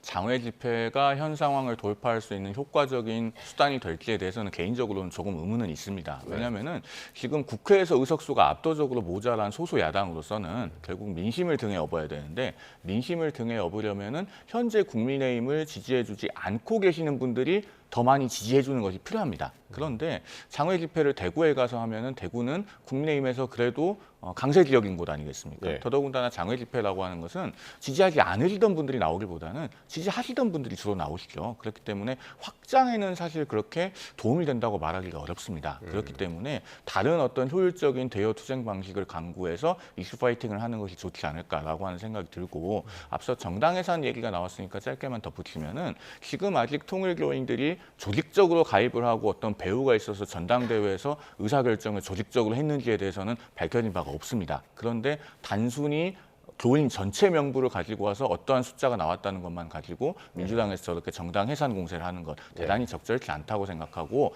헌법은 정교 분리도 규정하고 있지만 동시에 복수 정당제와 또 정당은 법률이 정하는 바에 의하여 국가의 보호를 받는다고도 규정하고 있습니다. 이런 부분들을 조화롭게 우리 사회가 좀 논의해야 될 때가 아닌가라는 말씀까지 덧붙여드리겠습니다. 예. 압수수색이 이제 어제였고 그 숫자만 일단 드러난 상태이기 때문에 앞으로 수사가 어떻게 진행되는지 지켜보겠습니다. 오늘 말씀 여기까지 듣겠습니다. 지금까지 더불어민주당 정책위 부의장 성추윤 부의장이었고요. 송영원 전 국민의힘 대변인과 함께했습니다. 두 분 고맙습니다.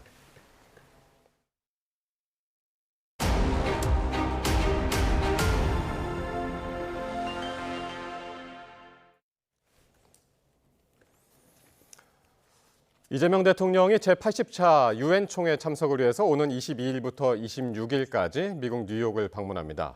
이 대통령은 이번에 한국 대통령으로는 처음으로 유엔 안전보장이사회 공개 토의를 주재하는데요.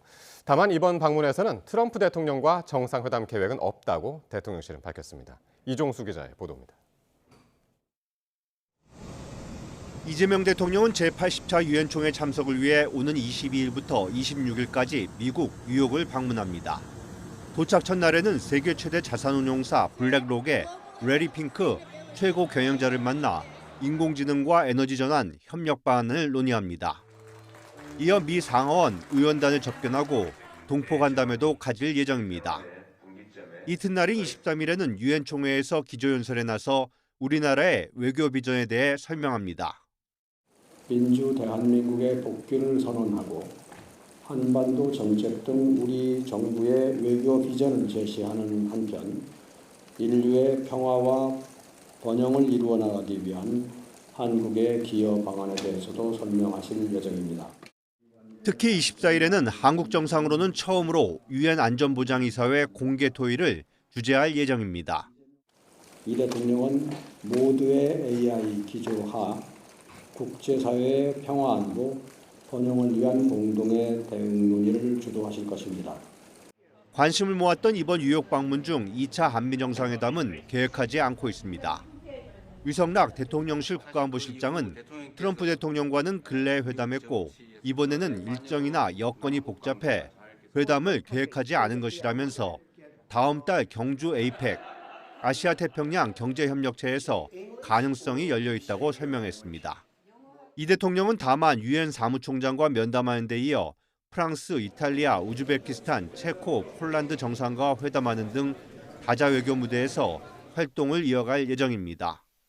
이 대통령은 25일에는 미국 월가의 경제금융계 인사들이 나오는 투자 서밋 행사에 참석합니다. YTN 이종수입니다.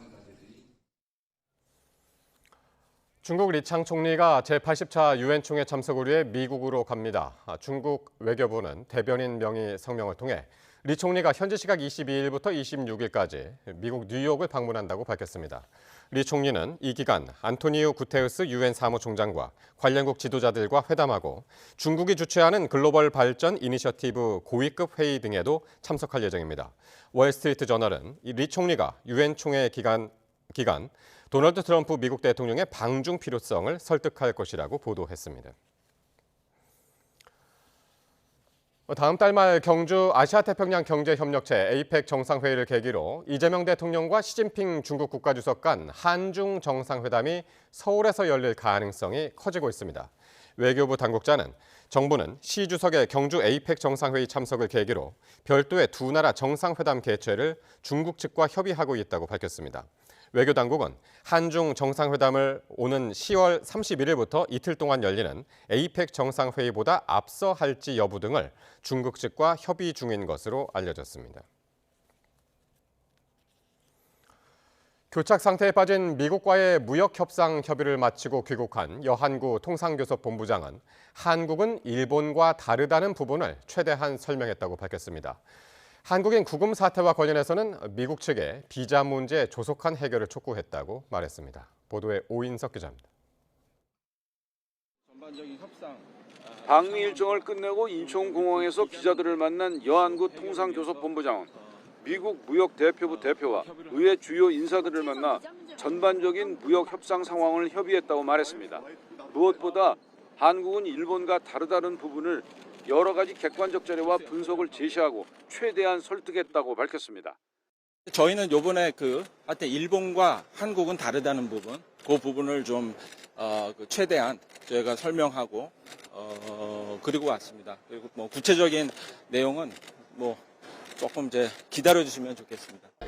일본은 5,500억 달러 규모의 대미 투자를 약속하면서 대미 투자 결정 주도권을 미국이 행사하고 투자 이익의 90%를 미국에 넘기는 조건에 합의하는 내용의 MOU에 서명했습니다.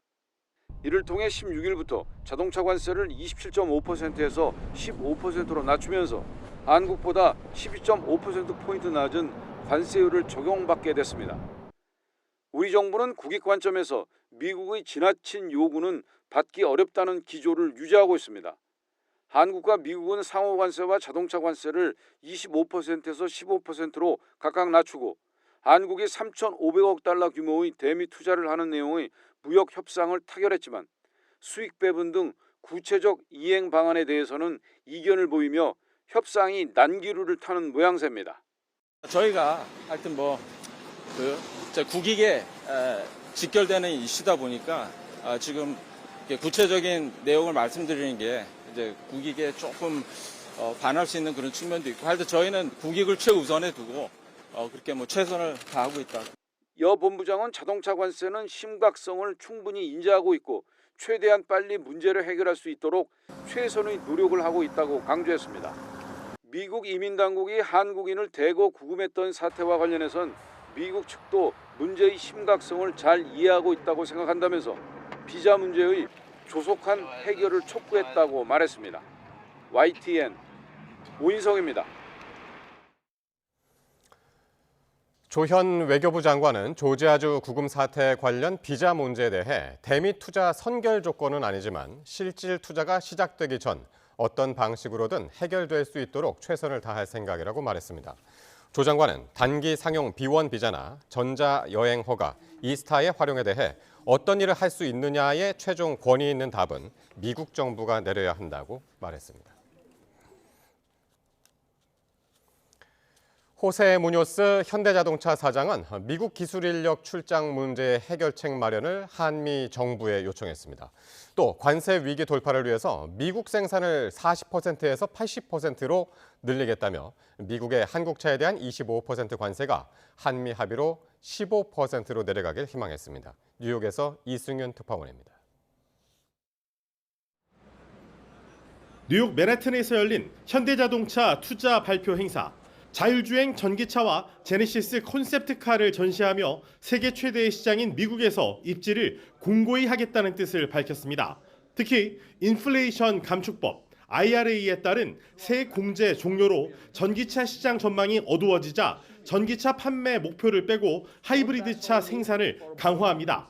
미국의 한국차에 대한 관세가 25%로 유지되자 현대차는 영업이익률 목표를 7, 8%에서 6, 7%로 낮췄습니다.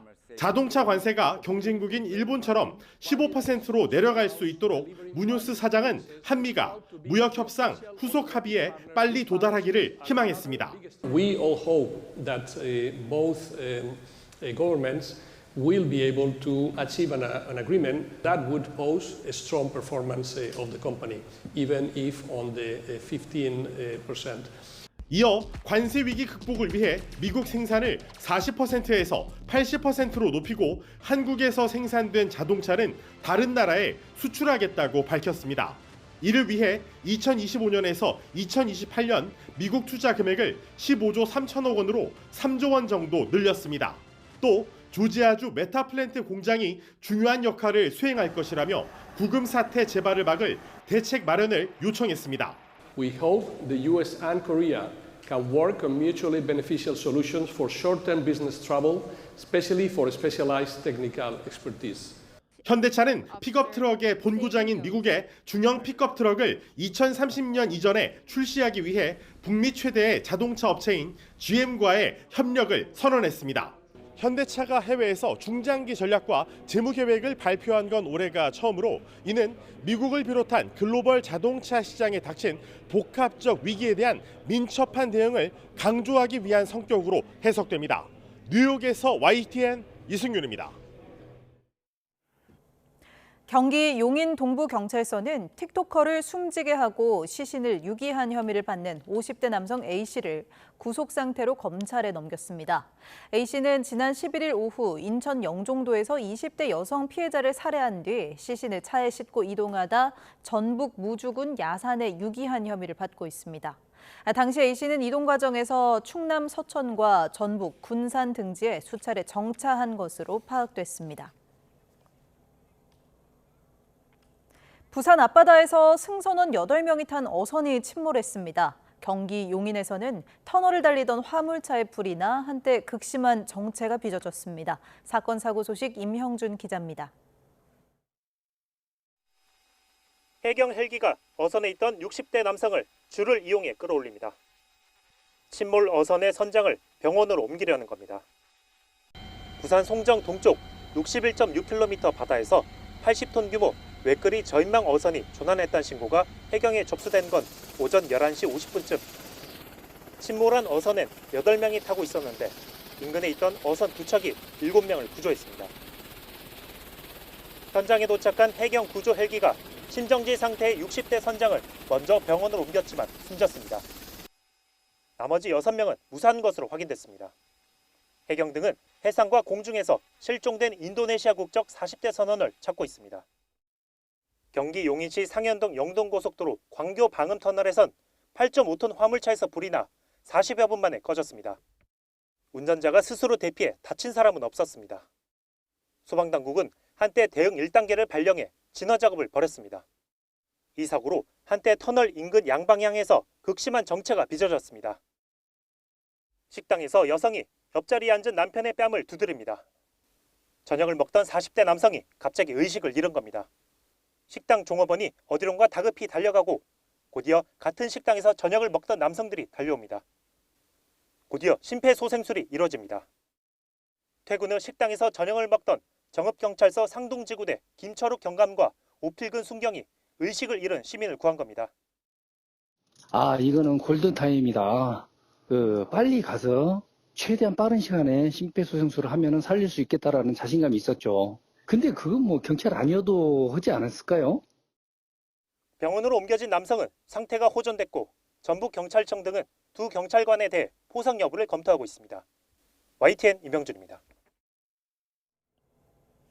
보수 성향 단체들이 오늘도 서울 도심에서 협중 시위를 이어갔습니다. 민초 결사대 등 보수단체 회원 200여 명은 오늘 저녁 7시 반쯤부터 서울 명동 중앙우체국 부근에서 한국은행, 소공로를 거쳐 대한문까지 행진했습니다. 이 보수단체 회원들은 부정선거에 중국이 개입했다거나 윤 전 대통령을 석방하라는 구호를 외쳤습니다. 김민석 국무총리는 일부 반중 집회에 대해 필요시 집회 및 시위에 관한 법률과 경찰관 직무집행법 등에 따라 강력하게 조치하라고 지시했습니다.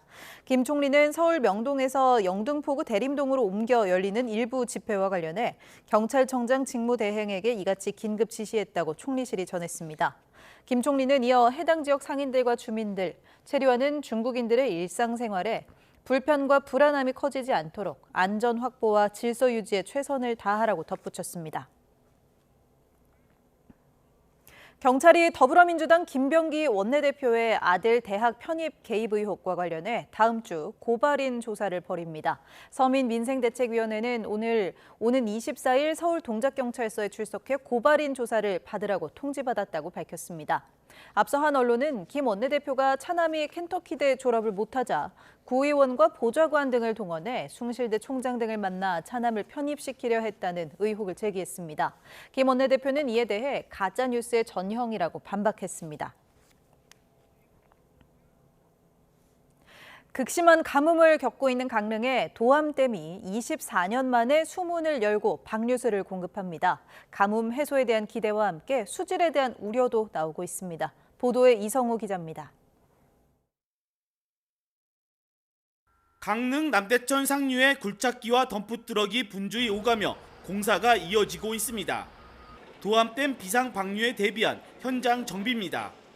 한국수력원자력은 도암댐 도수 관로를 열어 하루 10,000톤의 물을 흘려보낼 계획인데 도암댐이 수문을 여는 건 무려 24년 만입니다. 박유수는 남대천으로 흘러나가 임시 취수장을 통과해 홍제 정수장으로 유입됩니다. 를 열어서 압력을 채우는 테스트들은 사실 내부에서 다 완료를 했습니다. 그래서 마지막 단계 이제 밸브 하나만 열면 바로 나갈 수 있게 지금 부분 준비도 완료돼 있어서.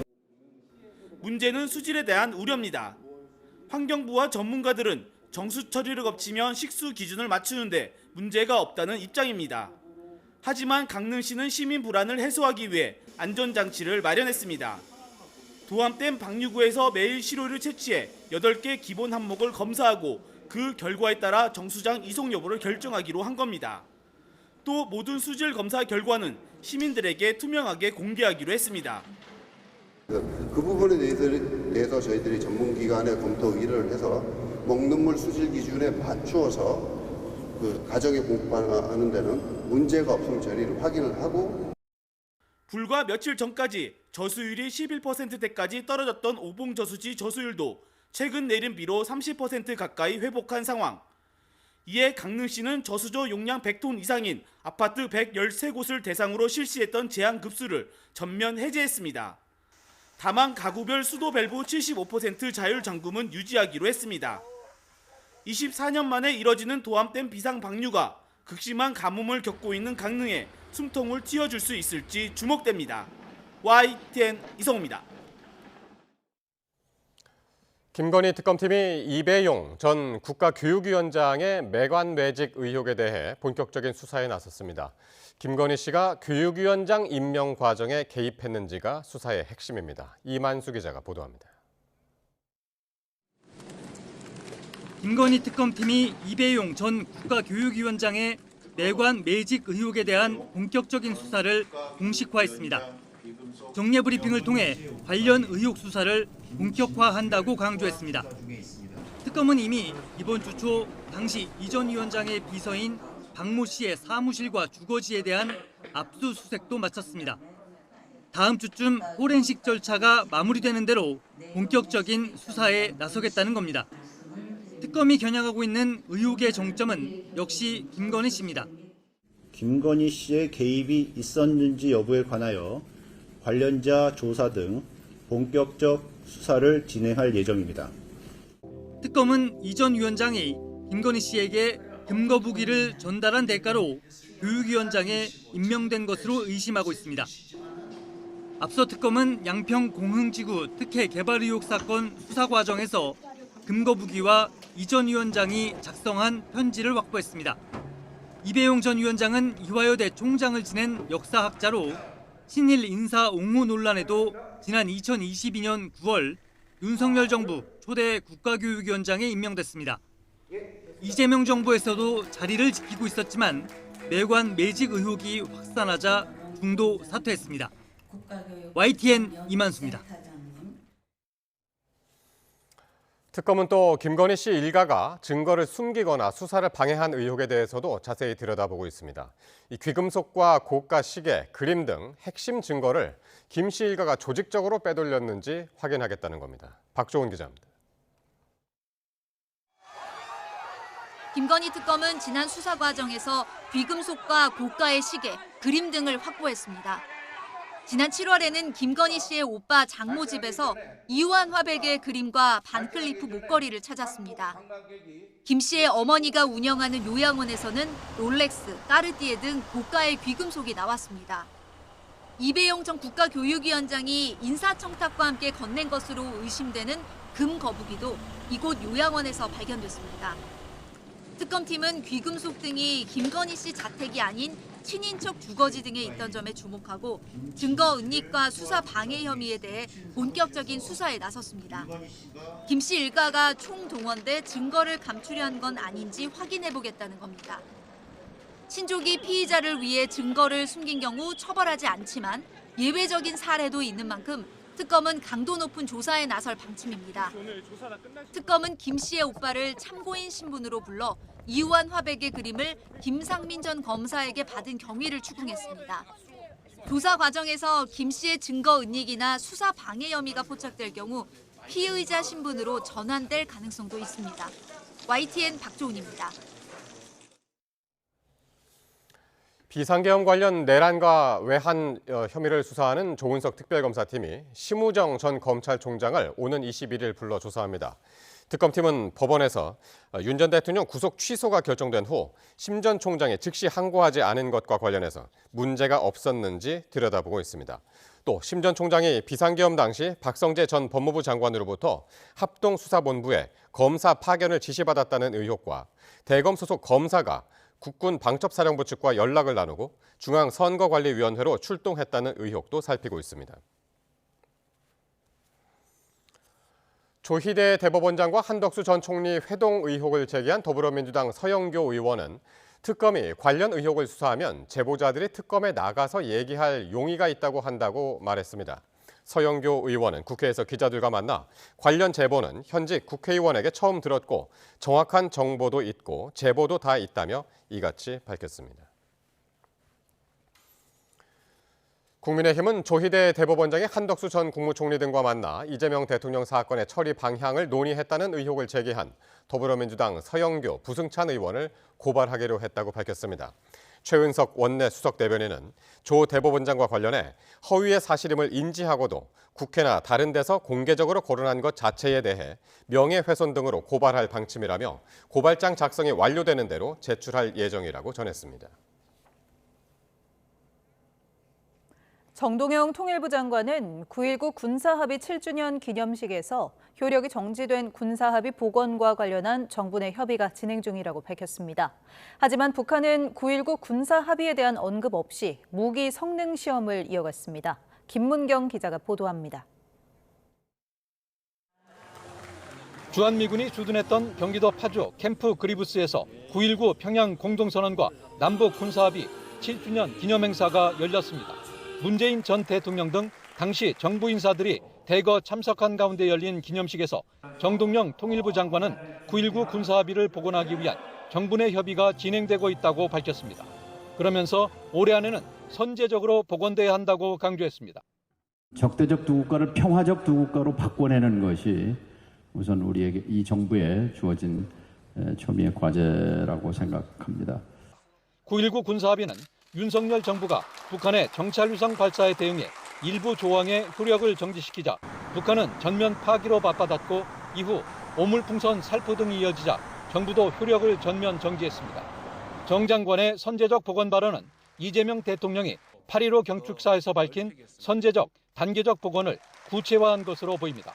행사에 참석한 더불어민주당 정청래 대표는 남북 합의를 정권에 상관없이 지킬 수 있도록 법제화하는 방안도 모색하고 있다고 전했습니다. 민주당에서는 합의서들을 법제화하여 그 정신을 정권과 상관없이 지켜가는 방법을 구체적으로 모색하고 있습니다.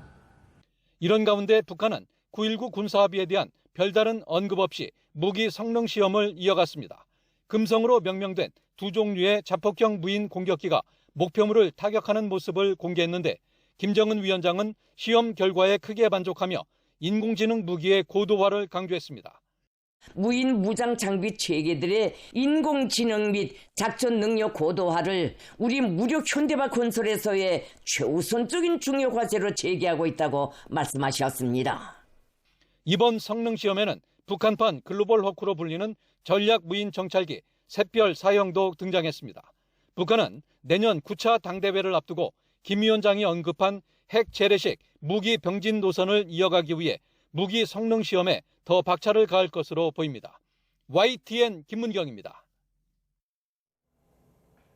일본의 수도권인 이바라키 현에서는 강한 바람으로 2층 창고 건물이 무너지는가 하면 중장비가 도로를 덮치는 등 피해가 잇따랐습니다. 최근 대기 불안정으로 인한 게릴라성 폭우와 돌풍이 잦아지면서 일본 당국은 급작스러운 기상 변화에 주의를 촉구하고 있습니다. 도쿄에서 김세호 특파원입니다. 거센 빗줄기와 강풍이 몰아치는 가운데 2층 건물이 옆으로 쓰러져 있습니다. 강한 바람에 1층이 무너져 내려 건물 전체가 균형을 잃은 것으로 보입니다. 건물에 머물던 사람은 없어 인명피해는 없었습니다. 공사 현장에서는 작업용 발판 구조물이 무너지는가 하면 25톤에 달하는 중장비가 도로 위에 쓰러지기도 했습니다. 이바라키 현 전역에는 회오리 바람 주의보가 내려졌는데 당시 순간 최대 초속 18.7m의 강풍이 불었습니다. 怖かったですね。ちょっと階段の踊り場に出てみたんですけれども、本当に嵐の中にいる感じでして、なんかすごい天気だなと。家が壊れるんじゃないかって一戸建てなんですけどもね。 돌풍 피해는 20여 건으로 파악되었는데 인명 피해는 아직 없는 것으로 알려졌습니다.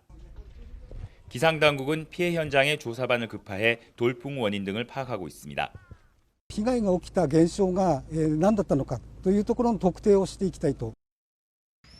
앞서 지난 5일에는 시즈오카현에서 최대 초속 75m의 강력한 돌풍이 불어 24명이 다쳤고 370여 채의 건물이 파손됐습니다. 대기 불안정으로 인한 게릴라성 집중호우와 돌풍이 수시로 발생하면서 일본 기상청도 갑작스러운 기상 변화에 세심한 주의를 당부하고 있습니다. 도쿄에서 YTN 김세호입니다. 일본 야스쿠니 신사에 무단으로 합사된 한반도 출신 군인과 군무원 유족들이 합사에서 빼달라며 일본 법원에 다시 소송을 제기했습니다. 박선엽 씨 등 유족 6명은 도쿄 지방재판소에 소송을 내고 태평양 전쟁 희생자들이 유족의 동의 없이 야스쿠니 신사에 무단으로 합사됐다며 합사 철회와 사과를 요구했습니다. 프로야구 롯데가 홈런 3방을 포함해 23개의 안타를 집중시키며 NC를 18대 2로 크게 이기고 공동 5위로 도약했습니다. 롯데는 3회 윤동희의 2점 홈런 등을 묶어 3점을 내며 앞서간 뒤 9회까지 매 이닝 득점을 올리며 16점 차 대승을 거뒀습니다.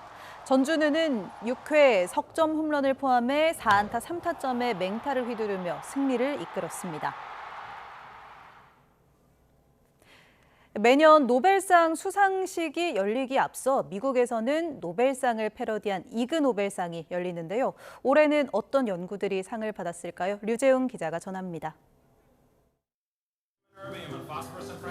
올해 이그 노벨상 시상식도 여느 때처럼 종이 비행기가 날고 미니 오페라가 공연되는 등 유쾌한 분위기에서 진행됐습니다.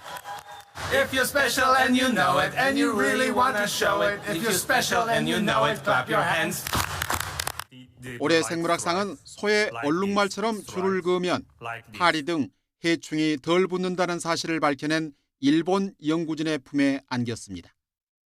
Stripes discourage biting flies from landing. 이탈리아 연구진은 무지개 도마뱀이 특정 피자를 더 좋아한다는 것을 알아내 영양학상을 받았습니다.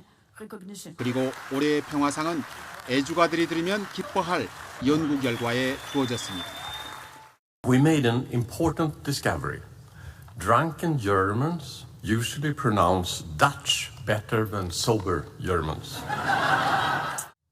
이 밖에 35년간 자신의 손톱 성장 속도를 관찰 분석한 연구와 엄마가 마늘을 먹으면 아기가 젖을 더 오래 먹는다는 연구, 박쥐에 술을 먹여 비행 능력을 시험한 연구 등이 수상 대열에 함께했습니다. Every Ig Nobel Prize winner has done something that first makes people laugh and then makes them think. 이그 노벨상은 하버드 대학교의 유머 과학 잡지가 과학에 대한 관심을 불러일으키기 위해 지난 1991년 제정했으며 우리나라 연구자나 연구진도 몇 차례 수상했습니다. YTN 유재웅입니다.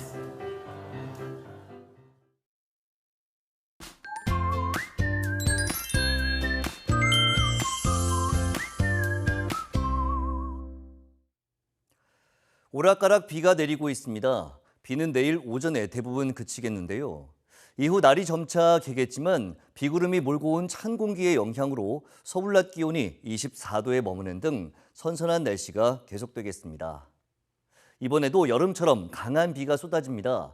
17호 태풍 미탁은 중국 남동부에 상륙해 북서진하면서 우리나라에 직접적인 영향을 주지는 않겠습니다. 하지만 태풍으로부터 공급되는 수증기가 우리나라에 영향을 주는 저기압을 발달시키면서 충남 서해안과 전북 서부에 100mm 이상, 강원 동해안과 충남 내륙, 경북 북부에 80mm 이상의 호우가 쏟아지겠습니다.